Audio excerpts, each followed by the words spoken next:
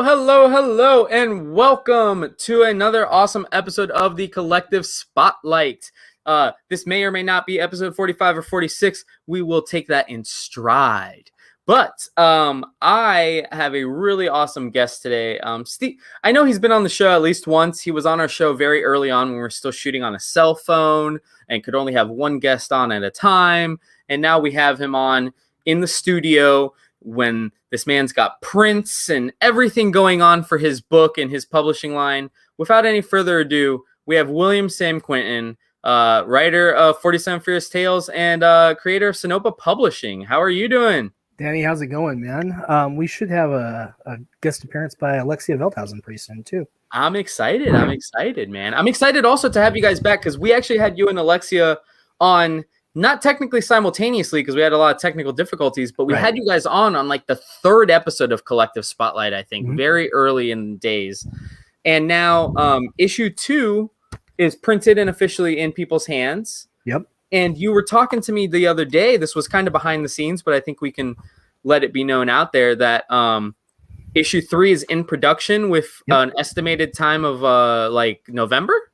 Right. We're going to come to Kickstarter in October and be shipping in November. I'm going to be taking basically the script as it is with me when I go to New Jersey tomorrow, day after tomorrow. And we're going to hammer out some final edits, get all that squared away. Not going to work on it tonight because I've got to still finish up a few things with Death Comes to Glen Follow before I leave. So get that done and finally check that one off because I hate being late for anything, and that's my project that's run late, and I don't like it. Well, Death Comes to Glen follows your RPG adventure, 5th edition actually. Yep. You want to talk while we're waiting for Alexia, talk to the people a little bit about that because we are a comic and game store, and your other RPG stuff has done well for us. Oh yeah. Well, we've put out, of course, the Tarot Adventures. Book 1 and Book 2 are already out. Book 3 is Death Comes to Glen Follow, which is kind of a undead apocalyptic scenario for lower level characters, level 3 to 5. And you get to handle an appearance by a villain who first appeared in my book on necromancy, Whispers of Persephone, which, if memory serves, you guys are still carrying down there too. Yep. And that villain is, of course, Ild, the necromantic prodigy, a serial killer who is a serial killer necromancer. And so it's Death Comes to Glen follows your. Sorry, I was trying to get this running on my cell phone. Hold on. It's okay. And so it's excuse me. Sorry. You are good. All right.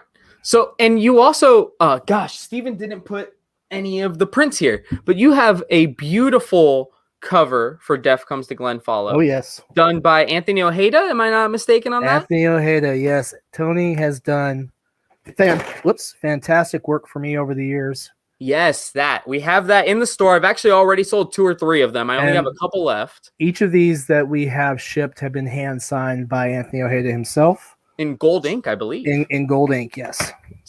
But yeah, talk to me. When you do an RPG book, I know RPG books are a lot about the substance, what's in it, the characters, things like that. But how big is the art in there? Because obviously Anthony's done a few pieces for you, and they've all been great. Yeah, I mean the art. I would actually like to have a few more pieces of art in that. Really, just because I really love the work that we get done.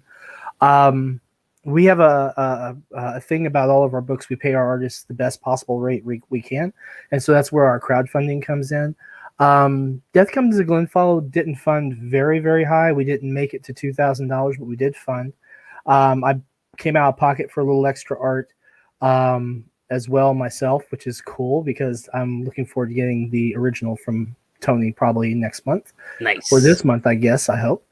And we're really taking with this particular piece, and I told Tony just to show off his own particular style when it came to horror, because he can flex in a lot of different genres. He has tremendous capability in what you would call kind of traditional comic art. He has some really amazing pieces that he's done professionally as far as logo design, graphic design. He does storyboarding for movies. and another coming project I don't think I'm allowed to talk about that he let slip, so I won't mention that.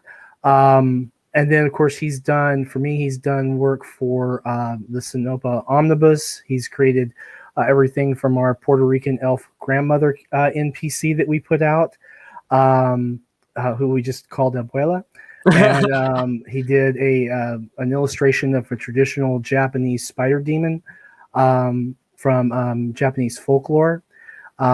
He's done pieces for the Tarot Adventures, where he illustrated in book 1 everything from the aftermath of a goblin ambush to a goblin ambush under moonlight, the appearance of some hobgoblins. He's done some really fantastic work. Just can't complain. And he will be. There is a project we have coming up. Like I said, probably in June. It's just gonna be one little thing. We're gonna add a new bit of substance to some of the stuff we're offering. He's going to be doing a landscape painting for me of Mars that we're going to be making available for all of our space enthusiast fans. Oh, that's awesome, dude. That's awesome. And actually, speaking of artists, we have artist extraordinaire Alexia Vanhausen. How are you doing, Alexia? What's going on? How are you guys? Not much. It's great to see you too. We have so many. Actually, John, come back here. Actually, I don't know how I let John walk out of our studio without. Come here. One of the busiest ladies in comics, ladies and gentlemen. I don't know how I let John walk out of our studio without at least. So these are the creators of 47 Furious Tales. Ah, bravo. This is well done. John Arroyo right here. Thank you. You guys are awesome. Biggest fan. John, it's good to see you, man. It's good to meet you. You guys are awesome. I love it. Thank you, guys. Thank you so much. Man, I don't think there's a copy I don't have. No, he has every cover. And the second And thank you so much for that one. Sign one is like, that's going to be that was my pleasure. Thanks for helping out with the promo and stuff. That was great. Both of you are awesome. John, don't walk away. I got a little promo to show you. Is this going to be the cover for issue 3? Oh, yes. There you go. Most excellent. That is beautiful. I had him. Man. He walked right out of the studio, and I'm like, hold on. There's a connection here. Let me get him. You guys are awesome. Keep it coming. I'm always asking him when. Yeah, he's definitely your biggest fan in the store. Absolutely. Oh, yeah, that's fantastic. I have some of the friends that do. They're awesome. My son and I love it. Be safe. Thank you for. You guys are awesome. Yeah, John's been heavy supporter since the beginning, and it's funny because me and Sam were actually talking about it. We've sold close to 50 copies of 47 Furious Tales #1, which is kind of blows even my mind. Like, and Steven couldn't believe it either. Yeah, like that's nuts. We don't even sell 50 copies of like Spider-Man, let alone like to sell. And like this doesn't speak poorly of you guys or anything, but to sell an independent book or a self-published independent book, even that many copies, it's incredible. And I applaud you guys for being able to put out a book that can do that. I'll tell you, we're hoping to get into more shops too, so that they can get the same kind of treatment. Because it's like we said, a year ago, it's about making sure that people enjoy the book. We do the best quality we can. We have one of the best people working on the art. Who thankfully is committed to go through the whole series, and we try and make sure that it's at a price point that all the shops are making their money back on, and then some. We gotta have that revenue so that you guys can keep the lights on and keep the books on the shelves. But we got some cool stuff unwrapping down there. we've got some cool stuff to share with you guys. Ooh, I'm excited. Right here, exclusives. Yep. Ooh, is that the original? Yes. Yep. Wow. And that's actually one thing I'm glad I have Alexia on, because Alexia's pencils and all. This is the first opening page of issue 2. I've but got that one too. Hold on. Does she? But I can't wait to see this in her raw pencil. This is my gosh, yes. Like, she is awesome. There's a lot of people that are a little harsh with their pencils, a little hard lines. I think she's got the perfect blend of both. It's soft while still being able to put everything through. And I think it's awesome. Anything about being soft, Danny. I'm soft. Alexia, talk to me. I know we talked about it at the very beginning when you were on for issue 1, but of having to draw the anthropomorphic animals. You're using animals, but you are doing it in kind of a human characteristic. So how do you get your character references and things like that for this? Now, I have just a boatload of references on all of the animals that I'm drawing, right?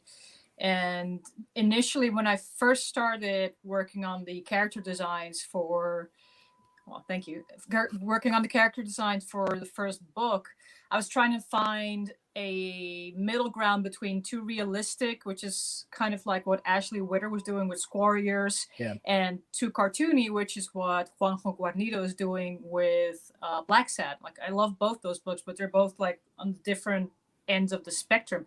I was trying to find that middle ground. And on top of that, I also wanted to combine that with that Japanese art feel, if you will. So that's why I went full ink wash with all of the interior pages. So once I figured out how to kind of mold that into the style I was looking for, I use all of the reference all of the time for everything. And I combined that with just, human body proportions. So it's just a matter of finding that sweet spot of how do you combine that animal with the human. The rule of thumb for me personally is that all you really have to focus on in making it an animal is the head, the shape of the head of the characters, and the claws. And if the character has a tail, the tail. Everything else is pretty much just human proportions. Okay, and that's kind of what I thought, but I wanted to get that artist explanation, from you, and that's awesome. For both of you guys, how has it been? Because I'm assuming you guys had to work on a good portion of issue 2 entirely remotely. I know you guys already don't live next to each other, but with the pandemic and everything, I'm assuming it made it even tougher. Was there a little bit of challenges on working on issue 2 that you didn't have during issue 1? I can only speak for myself personally, is that I was dealing with a lot of personal issues when I was doing issue 2, and I don't want to say that it was all pandemic related, but I'm sure being stuck inside all the time didn't help my mental state much either. Yeah, I think we can all agree on that. Yeah, about the same here.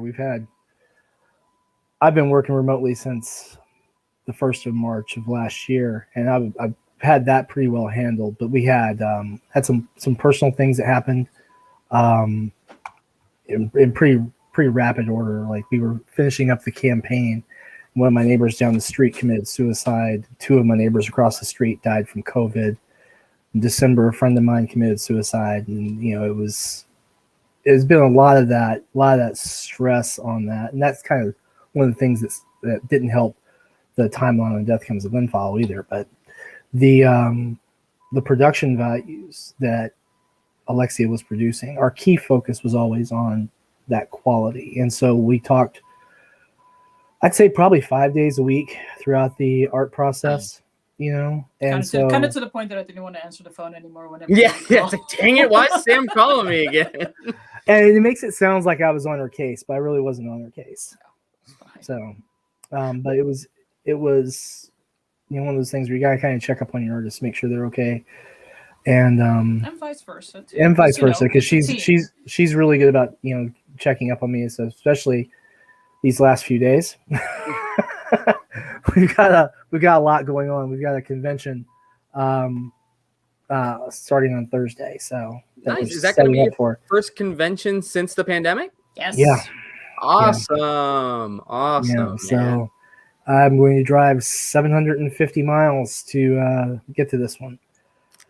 Hey, man, it's good to get the feet wet again, right? And I mean, now you guys have issue 1 and 2. Actually, second prints of 1, which was I thought that was a cool decision by you to commission a second cover rather than just change the colors on the first cover. So I thought that was very cool. Last time you saw a self-published comic?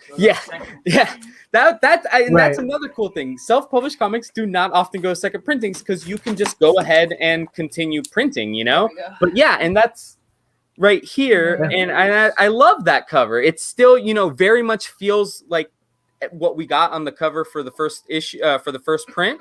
Mm-hmm. But changes it entirely. And actually, I think Alexia really thrives on the backgrounds. She's really figured out how to draw things from that time period. I think in the first issue, she did a few things with the temples and everything. And as we moved on, I can totally see that she's done her research, I'm guessing. I can totally see that her browser has all these little things. We've thrown a lot of references at her, stack of references and everything. And I feel like every time I I mean, I can only speak of the 2 books, right? But so far, I feel every time there's been a new issue, I need to do more reference and even more research, even though I have so much already accumulated.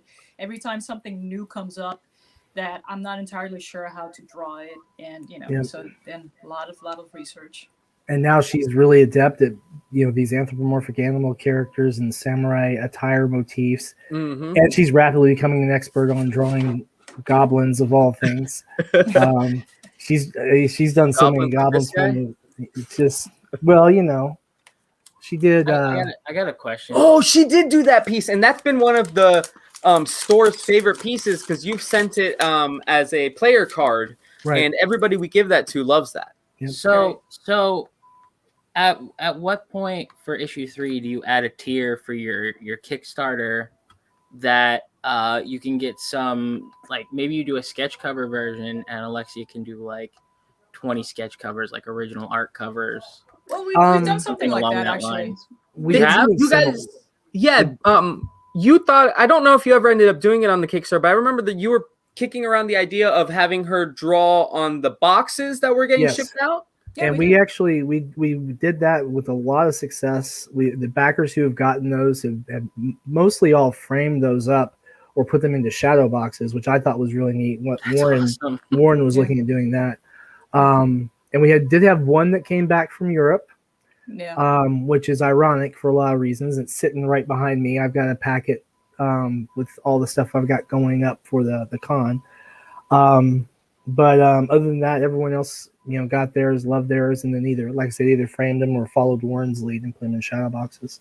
I need a remarked copy of the book. Well, yeah, maybe next time we'll get some extra. We'll see if we can toss Alexia some love and she can remark us a couple copies. There you go. Definitely. Like a little side profile thing. Absolutely. Yeah, absolutely. I think that would be awesome. And what's funny? I'm sitting here, and it's obviously because I have Alexia here too. But it's like I'm sitting here thinking, if you got to go to a third print, just do a blank sketch cover and let the Kickstarter tiers be like, oh, this much you can get a side profile, this much you get a full character, and let Alexia go to town. The only thing about that is we tend to focus, and this is my fault. I really focus on trying to make sure that we can get books into people's hands at a price point that, especially for the quality of papers we're using, the quality of production, is competitive with a lot of top tier comic companies. I feel like I can't like it, the camera doesn't do it justice because it just looks like a comic. Yeah. And I'm not gonna bend the comic or anything crazy. Yeah. But this is a legitimate cardstock. Yeah, I'm just gonna but no, this is a legitimate cardstock, guys. Like, I guess this is just the cover. Like, that's how thick it is. What's funny? He says he wants to set it on fire. And I've seen people on YouTube that have burned like stuff they've gotten from different campaigns. I'll bet if you set one of those on fire, it'd probably burn 20 minutes. Oh yeah. I mean, look at this. Survival. Look at this, man. If we go to day after tomorrow times, like I'm just grabbing all the 47 Furious Tales. You can grab all 5 of the ones. But no, and actually, John, who I think John has left, but John, even in your testimonial video for Kickstarter for this issue, he talked about the touch and the feel of it, and you guys almost have this like satin cover stock. It feels great, and then even the interior pages are a nice thick stock. You didn't cheap out on this at all. You use is it Comic Wellspring, Sam? No, we use Mix'em. Oh, okay. We use Mix'em. The key point on that is really getting your economy of scale. So you want to shoot for batches of 1,200 or 1,500 or more to make sure that you can bring those price points down. That's how we're able to get them in shops at 50% margin. And eventually, the way that print distributes the setup costs across it, eventually, hopefully, we'll be able to get to where we're doing like 10,000 print runs. We'll need a couple of hundred shops carrying us to that point. But at that point, then shops would actually be able to even get a larger margin if their orders are sufficiently large. Because the big determining factor isn't so much the cost of the book at that point as is the shipping. And so if you get to about 20 books or more, it spreads out the shipping enough that you make it in there really well. It makes it financially viable, and that way people don't have to put like $10 price tags or something ridiculous on an indie book in the shop. It can be $5 or some places go $6-7 because they're signed and people have a pretty good opinion about the book so far. So yeah, I mean, and that's like kind of what, and that's what helps us now that you went and you did your second print, so you have ample copies of that. So when we put in our orders, it's like, all right, I need 10 of each cover of number 2. That's already 30 copies, and then Right. 10, and that's a 40 copy order, which is pretty Right. nice, and that's it. That helps us be able to have the stock, and I'm sure it helps you be able to have to do one big order rather than potentially a couple small orders. So yeah, because my rule is simple. So long as I make a couple of dollars on the box, I'm fine. Because like we did crowdfund the book. Almost all, well, I say almost all, about 70% of the expense of the book was covered by the crowdfunding. The other 30% was either out of pocket or out of revenues from other sales that were rolling over, because we have our online sales through Drive-Thru RPG and Drive-Thru Comics, and the RPG stuff supplemented a lot for that. So yeah. Alexia, are you a Kubert School grad? I am. You are Kubert School. Okay, so you're like the 3rd or 4th Kubert School grad we've had on the show. Awesome. So I want to ask you, because I didn't get a chance to dive into that last time. How did the Kubert School kind of help? I don't necessarily say develop, but like help prepare you for going ahead and going out and producing your comic books. I think develop is a better term for it, actually, Danny. Okay. In every way, literally every step of the way, because I never had any kind of art education before I came to the Kubert School. It was all very just self-taught, like most other people, right? But if you take it from the very basics, just basics of drawing, so like Fernando, who did, that red cover that's behind you, that man taught me the basics of drawing in terms of, how to break down things into simple shapes, perspective. So that's one aspect. Then the other aspect is composition, design. How do you put that all together into a pretty picture that it looks good and works? Then you have technique, inking, all kinds of different inking techniques, digital techniques, Photoshop. I didn't know Photoshop before I came to the school. Like, I learned all of that there. The 47 Furious Tales design logo, I did that too. I did it because I learned how to do Illustrator in school. And of course, the very thing that most people go to that school for, narrative art, sequential art, how to tell a story through the form of a comic, clearly and concise, because it's not always about the pretty pictures. It's more about the clarity of the story. Like, what is it that you're trying to say in each shot? How is that going to go into a reading flow? Blah, blah, blah, blah, blah. Yeah, it's there's a lot of jargon to it. I'm not going to bore you with it. But so basically, it really is just from A to Z. It really teaches you everything about being a commercial artist.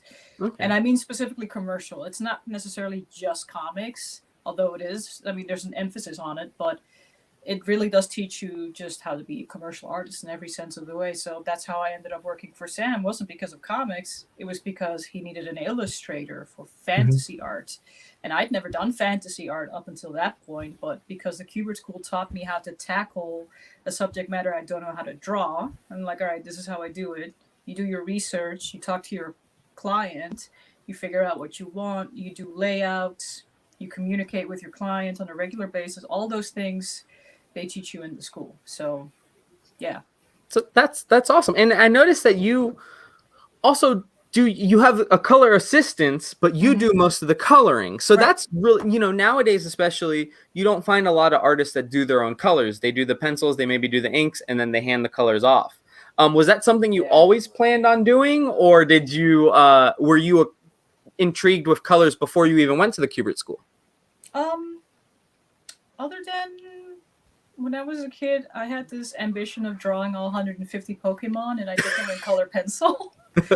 So that's probably as far as my intrigue for coloring before the Kubert School went.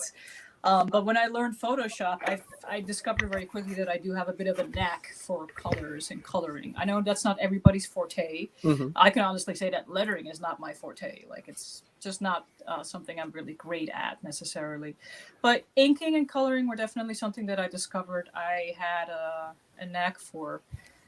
Ironically, the penciling, the actual drawing is still the hardest part for me. So how long does let's just say this cover? how long does something like that take you to pencil out when you're taking your time and everything like that? It's about an average. Well, with that in particular, because it was fairly simplistic. Your figure takes about an hour and a half if you want to do it right. Again, with the accompanied struggles that go along with that. Let's say the average that I spend on an interior page in both books is about more or less 12 hours. And I'm talking about design, so like figuring out your layouts to getting all the reference pictures together to actually drawing it and printing that out and then inking. Inking takes about an average 3 to 5 hours depending. So it really all depends on how complicated and elaborate a page is. So again, that particular cover, it wasn't too elaborate, so that didn't take me that long to do. So I thought, Sam, you were the hardest working person in indie comics. Now I'm going to revert that to Alexia because she, like, obviously, I mean, you're giving her all these pages, all these projects. And well, I'll tell you, there's going to be a lot of work being hoisted on not just her shoulders, but some other folks too. She's editing Reign of Ages, which we're bringing in January, myself and Nick Capone. And that's awesome. our promotional card there, which is a homage for Farrah Fawcett. I was going to say, I see the Farrah Fawcett hair for sure. And then we've got, we don't have a promo card for this next one, but Necroholic by Brian Lee. And so in 2022, we're going to get into our production rotation a little more firmly, where January we'll see Reign of Ages, which will fulfill in February. March should see Necroholic fulfilling in April. And then in May, we should see 47 Furious Tales issue 4, and then fulfilling in June, and then cycle repeating with RPG stuff interjected in between. Awesome. My hope is to eventually get to the point where our crowdfunding base is large enough that we can then move to trying to, instead of having individual campaigns every other month, move to having one campaign and 3 titles, eventually 4 titles. And the reason being is that consolidates the shipping costs for the backers. And so we can kind of make things cheaper on our backers at that point. I like that. I like the idea of that. And also you had a really unique thing going on with your Indiegogo, because in theory, because of the way Indiegogo is set up and the way that you already had yours printed, you were able to literally fulfill live. Yeah, you were able to. How many packages did you do live on streams? Probably between all the streams I did, I'd say half of the backers to date. So probably 18 that we did live on streams of some kind. That's and it's just literally people were like, "Oh yeah, okay, sure, he's backing up." And then you go 3-4 days later, I'm on another stream, and this one guy has what's his name? His handle is Froggy. Yes, Froggy was on moderating another stream I was on. He's like, I got mine yesterday and I just pledged for it the Friday before. Well, and you were sending the digitals like right then and there. Like I think there was one stream where a guy was like, oh, I think he was overseas or something, and he was like, oh, well, I'll fund at the digital level just to support. And he was reading his copy while listening to you talk. Yeah, he was reading it on there too. Yeah. That was a lot of fun. That's awesome. So while we're winding down and while I have both of you guys here, 47 Furious Tales issue 2 is on the shelves. We've had it for a couple weeks now. We will be reordering some number 1s. What can people expect from issue 3 and kind of moving forward as the story picks up? Well, issue 3 is in the scripting phase, and I'm going to be bringing that with me when I come up tomorrow night, Thursday morning. And we'll go through the finalization of the scripting with Lex. But we're going to see a lot of bloody samurai action. There's been bloodshed in every book so far. And it's going to continue as such. The underlying plots haven't really taken up a whole lot of page space yet.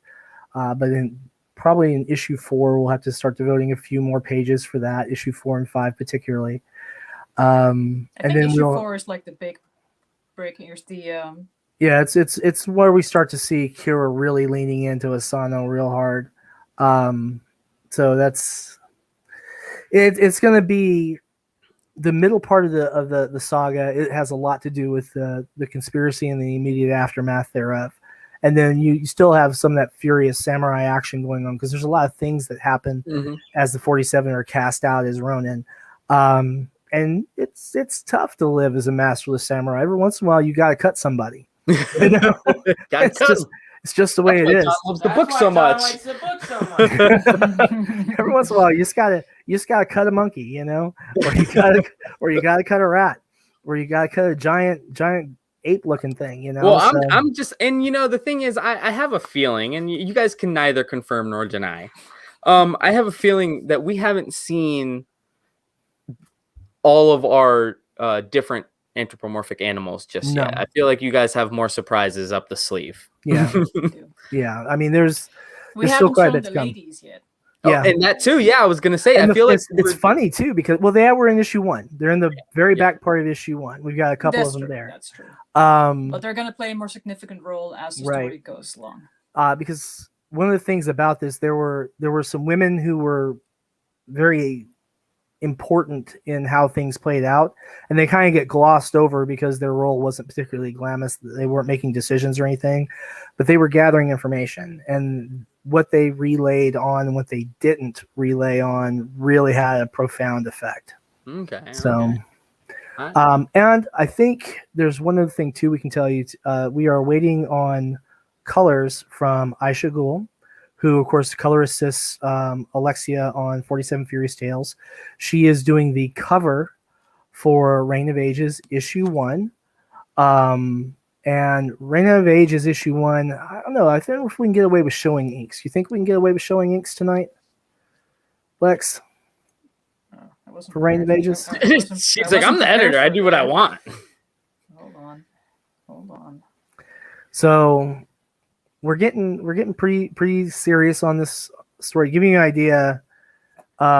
This is the original script, which is having to be reworked to make it a little more active, a little more action in the front. His quote, the editor, "This is kind of a slow burn," end quote. Listen, I'm trying to make it an exciting book, okay? Yeah, I got you. Her name's on it as editor as well, all right? She's got eggs in this basket too. Yeah. That's why we pay her the big bucks, though. Yeah. You know. Yeah. Well, did you talk about Dungeons and Dames yet? Did I miss that? We haven't got to Dungeons and Dames yet, but we really need to because we are coming to Kickstarter on the 16th. With This is one of the pieces by Lotus Blair. Yep. Ooh, I like that. So we're going to. What is Dungeons and Dames? Take it away, Sam. Dungeons and Dames is a collaborative effort with Sonova Publishing and 10 fantastic, very diverse artists, where they are creating pinup art with a fantasy theme to it, like RPG fantasy theme. Hey, Pete, what's up? What's up, My Pete? boy Pete. And doing them in a very demure kind of style that's sort of reminiscent of the old classic pinups and the images you'd see on like bombers and in old pinup books and stuff like that. And so we have dwarves. So it's safe for work, basically. Yeah, it's basically safe for work. But it's still sexy. Mm-hmm. So we've got Alexia, who we will tease out, presented us with a really interesting bare-ass dwarf woman. Actually, I will be sharing that later tonight. Yep. On my Instagram. So you'll be seeing it. You'll be seeing that. So we get a world premiere on Instagram tonight from Alexia. Mm-hmm. Aisha, who produced all 4 of her pieces are already done, and they are really remarkable. And they span a wide variety of different character types. We've got. I'm not gonna spoil too much, but we've been teasing out her dark elf image, which is, in a word, really thick, and yeah. So is it kind of a Dungeons and Dragons inspired pinup book kind of sort of? Yeah. Okay, exactly. Cool. I'm excited for that. Exactly that. And so we have 10 different artists. Greg Harms is on that. Warren, I just forgot Warren's last name. Oh my god, I'm so embarrassed. Brown. Yeah, thank you. There's your editor to the rescue. Warren's on that. Rebecca Coulthart, who did work on Tale of the Wizard's Eye, amongst some other things. She's on that. We've got Zach Viola, who has worked on a lot of Sinopa projects. He's done a lot of work for Boom, IDW. He teaches at the Kubert School. He did the colors on the Fernando Ruiz cover for issue 2. Sam. Yep. I think you got that confused with Nick. Did I say Nick? No, you said Zach. Oh, I said Zach. I'm sorry. No, I'm talking about colors on this by Nick Capone. Nick Capone. I'm sorry. Yep. I did get my names confused. I also love Capone. that this is, and I'm sure this is a Will Sam Quinton thing. I love that for each cover, you actually just went ahead and only put the details for that cover in there. Correct. Whereas a lot of people will be like, covers by Alexia and Fernando and everybody, and you're kind of like, which cover is this? Well, this is the Fernando cover. Right. And so we very specifically, and I know this annoys some of the people I work with. We won't name names. But some of the people I work with get annoyed by this.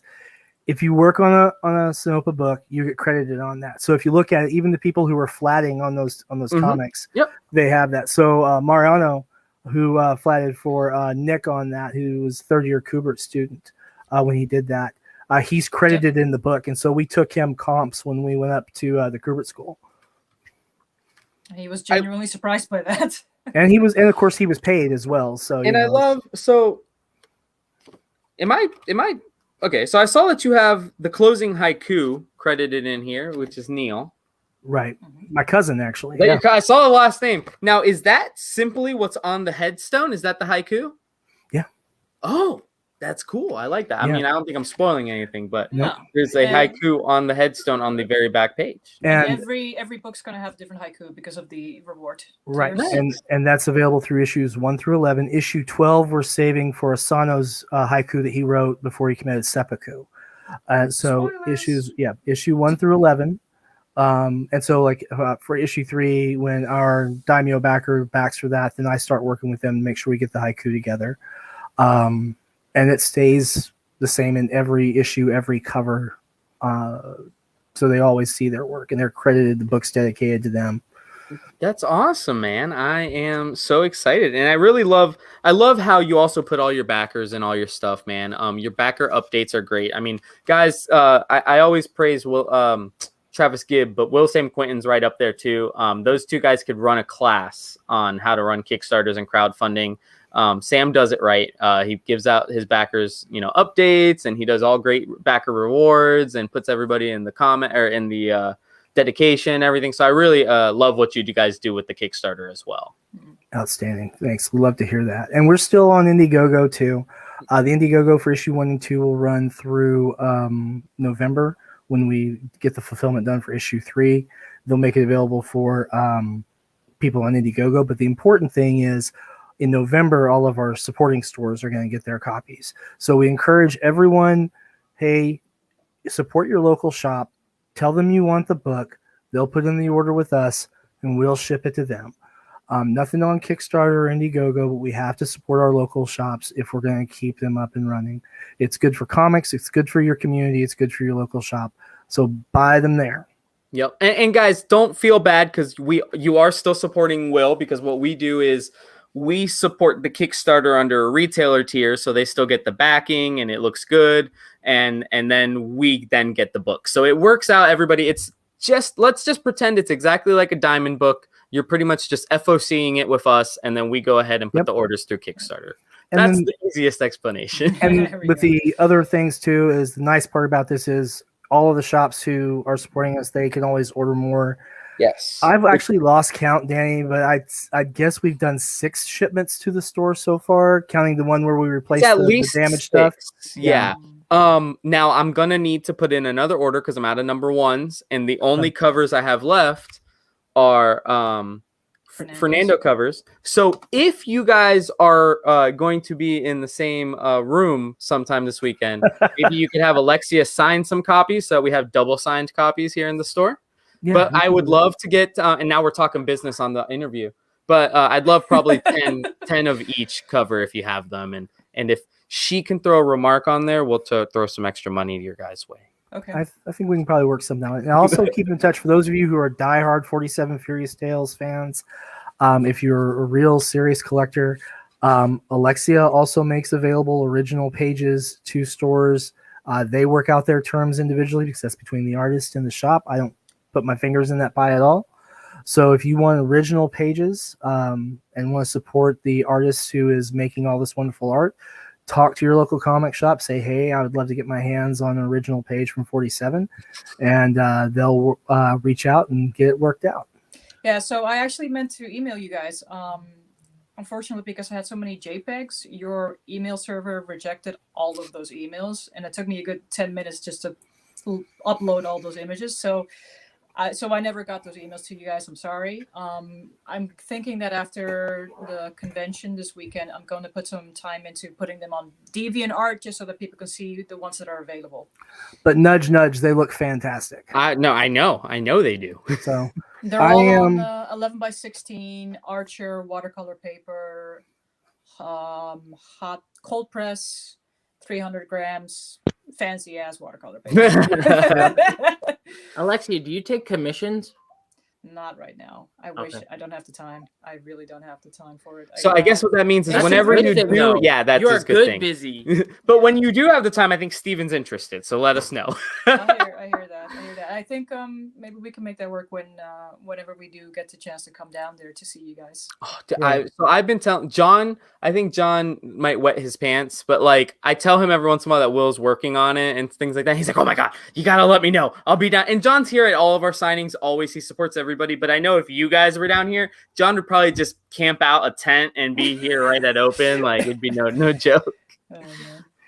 It would be great if we could make that Brian, happen. I can drop those in your sub box once we get some issue 1s. It's no problem at all. I will literally, I'll let Sam go to his convention, and then afterwards I'll have him ship me a box of a ton of goodies. So Sam, because the show is not just viewed in Orlando, let people know where you're going to be this weekend. We are going to be at the Garden State Comic Festival in New Jersey. Elizabeth, New Jersey specifically. It was moved this year. COVID had a role in that, my understanding. It will be myself, Alexia Vanhausen, Brian Lee, and then Odelia Gunderson. Oh, nice. Will be there. Now, She's Odelia is a very recent graduate. I am looking to have her do some work for us on some future projects. And we've been incorporating her with the other fantastic freelancers in our private groups so that we can also help when other people come to me saying, hey, I need an artist. And I'm like, okay, these are the folks. And then I can put that offer in so those folks can help find it. I do not charge finder fees or agent fees or anything like that. That's just me putting people together to try and keep fantastic artists like Alexia, like Tony Ojeda, like Kelsey Cohen, like Nick Capone, Zach Viola. Try to keep them working as much as possible so that they can be artists instead of being artists and baristas, artists and greeters. Because the more time they have on their art, the more they enhance their skills, the better it is for everyone involved. And so for those of you who are watching this wherever, definitely keep an eye out in the indie comic scene because things are really getting big really fast for all of us. And I am going to take, and as soon as I can open this, I'm going to take and share an image with you. Ooh. So let me... Can I just say what it is we're going to be selling at Garden State? Yes, please do, because it's a lot. So we're going to have, obviously, copies of issue 1, second printing. We're going to have copies of issue 2. We're going to have prints of the Akko Castle, the double-page print that is in issue 1. They have not seen that yet. I haven't seen that. Do you have one ready? No, I forgot to take it out of the box. It's all in the box. So we've got those in 11 by 17 now. Yeah. Oh, Brian just asked, will you guys be at MegaCon? Where is MegaCon? Here in Florida, Orlando, right? Yeah, no. When is it? Not. August 12th. Yeah, I won't be able to make August. Yeah, but Brian, we are hoping to get Will and Alexia down here at some point in time, and obviously now that things are opening up a little bit more, it's going to be more plausible. But obviously, as you guys have heard through the last 45 minutes, they have very busy schedules. But I mean, Will has had us on the front of his mind for probably about 6 months now. Yeah, we've been talking about wanting to go for a long time. I have relatives in Florida in Pembroke Pines and a little further south. So I was already telling them, it's like, oh, if I make it down there, I'll let you guys know. So, but yeah, so to close that up, so we got all of that stuff. There's going to be original pages for issue 1 and 2. I'm going to be selling that. I got other original stuff. Sketches. We have mini prints, like 5.5 by 8.5 prints. We have so many things. It's going to be That's great. awesome. You guys, I'm excited. You guys got to post some pictures on social media of the table because Right. some of us have not seen a real con table in a long time. I'm How do you between do the those ones I had sent to Alexia's place because I didn't know if they were going to get here in time for me to take them, so I just had them shipped to her. Between those and the ones I'm bringing, we're bringing about 6,000 prints. Yeah, and then about 1,200 comics. Nice. Nice. And I hope that you guys come back with like none of them. Yeah, None right. of them. I mean, yeah, exactly. That'd be fantastic. But I do want to share this with you before we forget. So this is now keep in mind, I guess this would be construed as a work in progress. But Work in progress. Because it's not quite colored yet. But this is the inked art for Reign of Ages by issue. Sinuf. Yep. Oh, is that like a Medusa? Yeah. It is. Nice. That's our main character, Reyna, who's our mystic warrior elf, as she begins to turn to stone. Oh, I didn't notice that. That's awesome. Yep. So we'll get that all colored up, which she's working on now, I believe. Yes. And then I can't take much credit for it, obviously, but Aisha and I worked on that together. She would show me all of her progress, and I would give her suggestions and help her out and all that stuff. So. And Nick Capone is co-owner on this IP with me, and so he's developing all the interior pages. This is going to be the interior is going to be black and white, and then grayscale, and this is going to help us meet our production times more effectively, and introduce the character at a pretty economical point from the page count that we're working on. Now, this is going to be done in an actual typical comic size, like U.S. standard. Okay, so not. So not the digest size like 47. Right, because 47's that way because when it's all collected, it's going to be in a hardbound of digest size. So it's a little bit bigger. We're using the same paper, provided that the current paper shortage is resolved by then, because the 130 cardstock is a little hard to get a hold of right now. But that I'm told that should be resolved by September, which is going to be in time for 47 issue 3. So. We'll have that. And then we'll have Necroholic, which I don't have any promo images yet, which is by Brian Lee. And that's an alcoholic necromancer is a good way to summarize how our stories about that one already. So that should prove to be really fascinating for everyone. And then so long as our sales keep growing and our number of supporting stores keep growing, hopefully next year we'll see the debut of Super Willow, which is all ages, actually more targeted for younger children, really, but I mean, really safe for all ages, kindergarten and up, designed for little kids and people who appreciate, those type of, stories. So like a part of me is thinking we should wait until you have Super Willow out, so that way we can have you, Alexia, and Willow signing in the store. Having Willow signing in the store would make her head about this. Yeah, I'm not eating that tonight. I was just in a store signing. Okay? Yeah, she'd be like, "I'm not having macaroni and cheese tonight. I want my chicken nuggets." And that's gonna be how that goes. But yeah, it's gonna be a fun thing to see how she reacts when it comes out. And her older brother is gonna be a character in that too. Just not having his own book yet. He's not gonna be his own super self. Right. It's he's gonna have his own powers and abilities and such, but they come into play later on. And there's some personal reasons for that, really, but nothing too dramatic. It's just the way things go when you're a single dad and your son lives with his mother and your daughter lives with you. Yeah, well, no, and that's awesome. I can't wait. I'm glad you mentioned it because I can't wait for Super Willow whenever it does happen, because we talked about that months ago, and I said that sounds like an awesome concept and an awesome just book and an awesome just idea because of how I follow you on social media. I know you and Willow are two peas in a pod, and it's just like it'll be awesome to see that turn into a comic book. Yeah, I'm looking forward to that, and hopefully get to see some more work with Paul Walcott. not Paul, just who with did one of the variant covers. Yep, he did the Right. one where the Alexia's cover sold out first, but then Paul's sold out second. Right. And Paul does really great work. I'm looking forward to doing a couple of titles with Paul. Again, that is basically just limited by funding right now. We're Yeah. still very small. And when you pay your artists, you kind of have to watch those budgetary limitations. Well, we're excited for what you guys have going on. We do still have 47.2. As soon as you get back, we will get some 47.1s. Thank you for both of you coming on. Will, I know me and you get to talk a lot, but Alexia, thank you so much for giving us the time. It's always nice to see you. And best of luck in New Jersey, guys. I hope the con goes awesome and you guys don't have any books. Well, I hope you have 10 copies to come back with to sell to me. But other than that, we did a huge order of the second cover for issue 1. I ordered 3,000 copies of that. We've still got a little over 2,000 copies left. So I'm only going to take about 1,000 copies of that, leave about 1,000 copies here. If we sell out of that in Jersey, I'll be nothing but happy. I think we'll all be okay, right? Yeah. So if you have friends in New Jersey, send them to the con to pick up comics so that we can. Elizabeth, New Jersey, so that we can have State Comic Fest. Yeah. Yep. So guys, if you get a chance, go out there, see Sam, see Alexia. I got friends in Jersey. I'll send them your way. And Billy Tushy's going to be there too. Steven doesn't have friends. Don't let him lie to you. Yeah, send as many of them as you can, man. I'm his friend, and I'm not in New Jersey. He's not my friend. Don't let him fool you. Well, guys, thank you so much for joining us.